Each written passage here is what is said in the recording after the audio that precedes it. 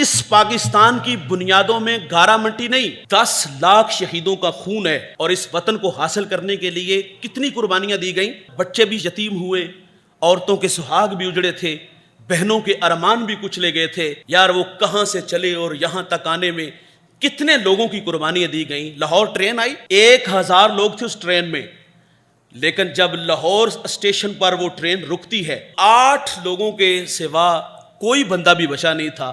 سارے کے سارے انہوں نے شہید کر دیے تھے۔ جو 8 بچے تھے وہ بھی شدید زخمی تھے۔ یہ تھی قربانیاں پاکستان کو بنانے کے وقت جو ہمارے بڑوں نے دی تھی۔ جب پاکستان بنا نا تو پاکستان میں پہلی عید تھی، اور ان ظالموں نے ٹرین کی ایک بوگی میں بچوں کے کٹے ہوئے سر اور عورتوں کی کٹی ہوئی چھاتیاں ایک ڈبے میں بھیجی، اور اس کے باہر لکھا ہوا تھا کہ مسلمانوں کے لیے عید کا تحفہ۔ یہ تحفے ہمیں دیے گئے تھے۔ اس پاکستان کو بنانے کے لیے ہماری ماں نے قربانیاں دی، اس پاکستان کو بنانے کے لیے ہمارے بھائیوں نے قربانیاں دی، ہمارے بوڑھے ماں باپ نے قربانیاں دی، اور یار ننھے بچوں نے قربانیاں دی۔ میرے قبلہ بیان کرتے کہ ایک قافلہ کماد میں آ گئے، اس میں خواتین، بچے، بیٹیاں بھی تھیں، اور ایک خاتون کی گود میں چھوٹا سا بچہ ہے۔ وہ بچہ رونے لگا تو جو دوسرے ساتھ قافلے والے تھے اس خاتون کو گھورنے لگے، تو اس نے دیکھا کہ اس بچے کی وجہ سے یہ سارے مارے جائیں گے، تو اس نے اپنے معصوم بیٹے کے منہ پہ ہاتھ رکھ دیا، اور وہ بیٹا تڑپ تڑپ کے ماں کے ہاتھوں میں ہی جان دے دیتا ہے۔ اور یار اس وطن کو بنانے کے لیے انہوں نے اپنے بیٹوں کی قربانی دی۔ مجھے ایک بڑھیا ملی، کہتی میں جب ہجرت کی تو جوان تھی، خوبصورت بھی تھی، گھر سے نکلی تو میرے بھائیوں نے گھر سے ایک خنجر لیا اور مجھے دکھایا، اور معافی بھی مانگی اور کہا بہن معاف کر دینا، خدا نہ خواستہ اگر کوئی وحشی درندہ بری نظر سے دیکھے گا، ہوس کی نگاہ سے دیکھے گا، تو ہم اس کے حوالے تو نہیں کریں گے، اپنے ہاتھ سے ہی تجھے ذبح کر دیں گے۔ اور یار انہوں نے اپنی بہنوں کو اپنے ہاتھوں سے ذبح کر دیا۔ ان بیٹیوں نے کنووں میں چھلانگ لگائی، ان بیٹیوں نے نہروں میں چھلانگ لگائی اور اپنی آبرو کو بچایا۔ اس وطن کو بنانے کے لیے 10 لاکھ لوگوں نے اپنی جان جیسی متاع عزیز کی قربانی دی، وطن بن گیا۔ مجھے بتائیے گا اگر ان لوگوں کے سامنے یہ جو موجودہ ہمارے وطن کا چہرہ ہے، نہ عزت محفوظ، یہاں بھائی بھائی کا گلا کاٹ رہا ہے، اور وہیں 5-7 خاندان جو ہمارے اوپر مسلط ہوئے وہی لوٹ رہے ہیں اس وطن کو۔ پمبا کجا کجا نہ ہم کے ہمہ داغ داغ است، جگہ جگہ سے خون رسے، کہاں کہاں روئی رکھے بندہ، کتنے زخم، کتنے درد۔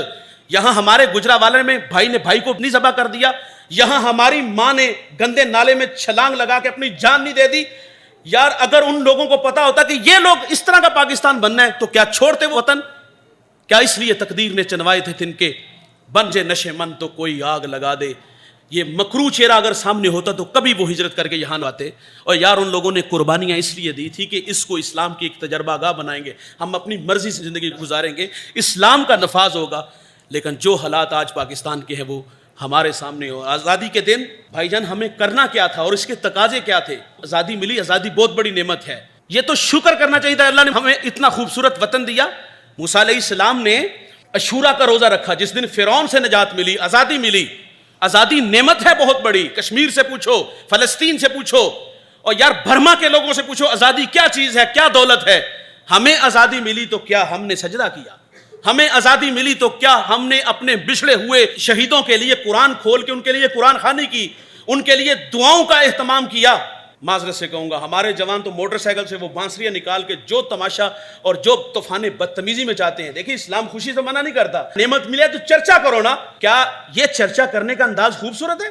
اسلام غیرت مند دین ہے، وہ بےہودگی کا درس نہیں دیتا، اور جو اختلاط و مرد و زن، طوفان بدتمیزی اس دن مچایا جاتا ہے، کیا آپ لوگوں کے سامنے نہیں ہے؟ تقاضا تو یہ تھا کہ بھائی ہم اس دن شہیدوں کے ساتھ عہد وفا کرتے، اس دن ہم قرآن کھول کے ان کے لیے بخشش کی دعائیں مانگتے۔